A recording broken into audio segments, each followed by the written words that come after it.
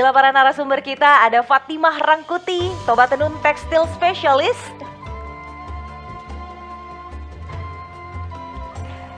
Ada Las Maria Manulang, champion perajin tenun Jabu Bonang. Juga kita akan berbincang dengan Sarah J. Nainggolan, founder dari Mangulosi.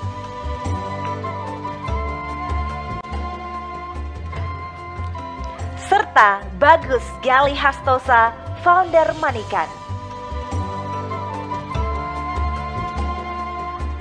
Tentunya tidak ketinggalan ada Oi selaku penggagas Suara Gembira. Dan inilah para pembicara kita pada webinar sesi yang pertama hari ini. Baiklah, tentunya inilah para pembicara kita tentunya. Wah, sudah langsung menyapa ya, sudah langsung dada-dada ke kamera. Apa kabar semuanya? Semoga semua dalam keadaan sehat. Saya sudah tidak sabar untuk berbincang langsung dengan kelima narasumber kita atau pembicara kita tentunya. Tapi sebelum itu, Lala juga ingin mengingatkan untuk seluruh rekan-rekan sekalian para peserta webinar, jika ada yang ingin bertanya mengenai pembahasan di sesi yang pertama ini, jangan ragu-ragu, kami tunggu pertanyaan Anda. Silahkan tuliskan pertanyaan Anda di kolom chat yang berada di bawah layar ya. Jangan lupa untuk menyebutkan nama Anda serta pertanyaannya ditujukan kepada siapa. Karena nanti kita akan fasilitasi pertanyaan rekan-rekan sekalian untuk bisa dijawab oleh para narasumber kita di sesi tanya jawab. Jadi sekali lagi, selama acara ini berlangsung, silahkan tuliskan pertanyaan Anda untuk sesi yang pertama ini. Dan saya akan langsung berbincang juga dengan Mbak Sarah J. Nainggolan di sini selaku founder Mangulosi. Apa kabar Mbak Sarah? Ya, halo, baik Mbak. Sehat ya Mbak Sarah ya? Sehat, puji Tuhan, alhamdulillah, terima kasih.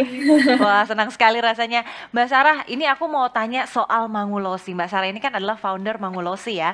Saya itu biasanya mendengarkan kata Mangulosi kalau di pernikahan Batak nih.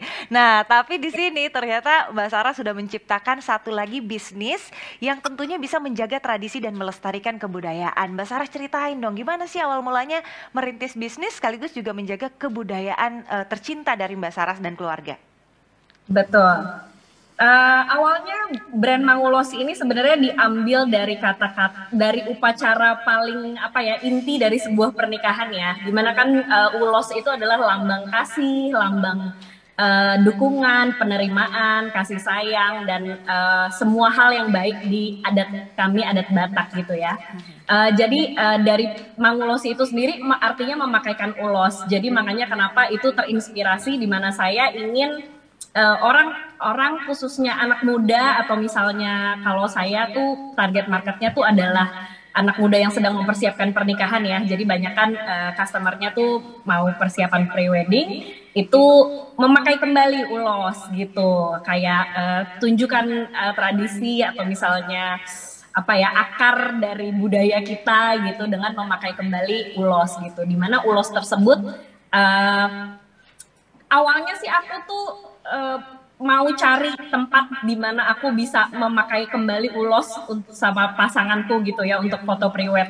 Ternyata tuh susah banget carinya dan mahal banget adanya, dan pas itu aku berpikir bahwa sampai kapan ulos bakal bisa dikenal kalau dikemas dengan sangat mahal seperti itu dan sangat sulit untuk mencarinya. Jadi aku kepikiran untuk membangun sesuatu ulos ini jadi sesuatu yang lebih affordable, lebih kreatif, looknya juga mudah lebih dipakai, muda ya. terus cantik, ya mix and match-nya bagus. Terus udah gitu aku juga pakai platform modern seperti Instagram, TikTok, YouTube. Orang bisa mengenal ulos dengan baik gitu. Aku memodifikasi dan memodernisasikan seluruh rangkaian prosesnya untuk mereka bisa menyewa ulos tersebut. Jadinya gampang, aku bisa pakai kurir online, mereka bisa ngirim pakai apapun kurir yang sekarang bisa diakses sama anak muda. Jadi mereka lebih gampang bisa mesen via WA, tidak lagi perlu fitting, ada video tutorial pemakaiannya. Jadi dari situ proses yang aku kembangkan untuk bisa anak muda akses dengan mudah gitu. Jadi itu aku pengen apa ya, kerinduanku untuk supaya oh aku pengen ulos itu dikenal lagi, ulos itu dipakai lagi. Mungkin tidak, anak muda sekarang mungkin udah make yang jadi baju atau udah di kayak misalnya Boru Goods kan produk turunannya Toba Tenun itu sudah di apa ya, dikembangkan dengan kain ready to wear lah ya gitu ya. Kalau ini sebenarnya lebih ke kain-kain tradisional, kayak orang zaman dulu makainya gimana, dililit-lilit segala macam. Tapi aku bikin dengan lebih mudah pemakaiannya gitu. Jadi itu berangkat dari kerinduan aku sih Mbak sebenarnya untuk supaya ulos yang tradisional itu dikenal kembali oleh anak muda dan dipakai kembali begitu kira-kiranya.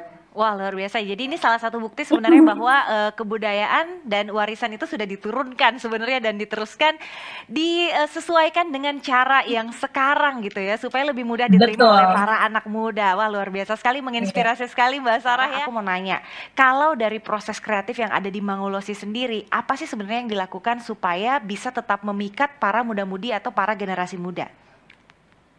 Ya, sebenarnya penting banget nih ya Mbak ya untuk kita sebagai entrepreneur atau orang anak muda yang mau berkecimpung apa ya dalam apa ya mendulang cuan tapi sambil menjaga tradisi gitu ya.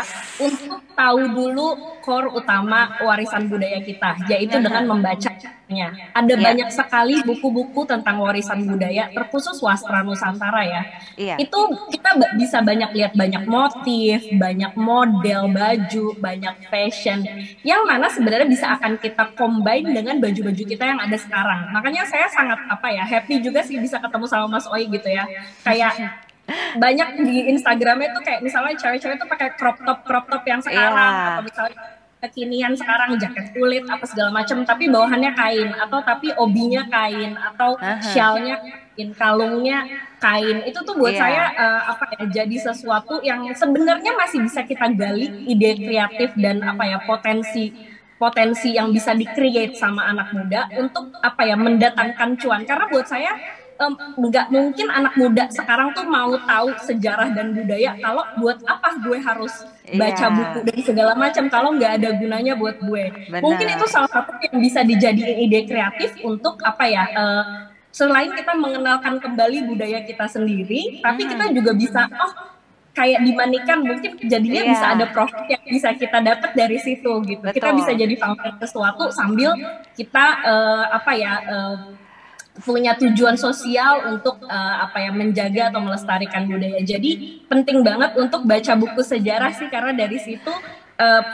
buat Mangulosi sendiri proses kreatif berjalan utamanya itu dari baca buku sih Mbak. Terutama dari antropolog yang memang pernah meneliti 30 tahun tentang ulos, ada Ibu Sandra Nissen, terus ada yang pernah juga aku juga baca banget buku tentang perhiasan kuno Batak Toba gitu. Karena dari situ kita tahu apa sih motif awalnya, apa sih pemakaian awalnya pada saat apa, atau bentuk awalnya itu bagaimana.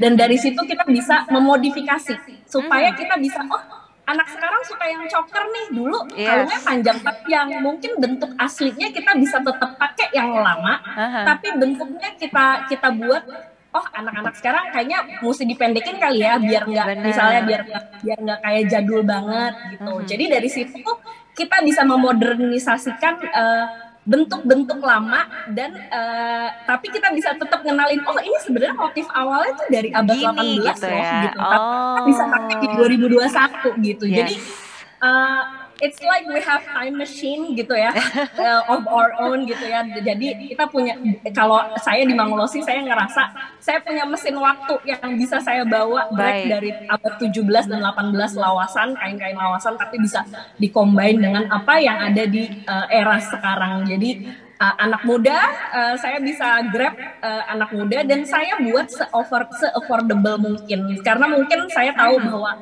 kain-kain lawasan itu mahal sekali ya gitu kalau yang ada di koleksi Mangulosi. Tapi saya pengen coba supaya itu bisa affordable buat anak-anak sekarang gitu sih Mbak.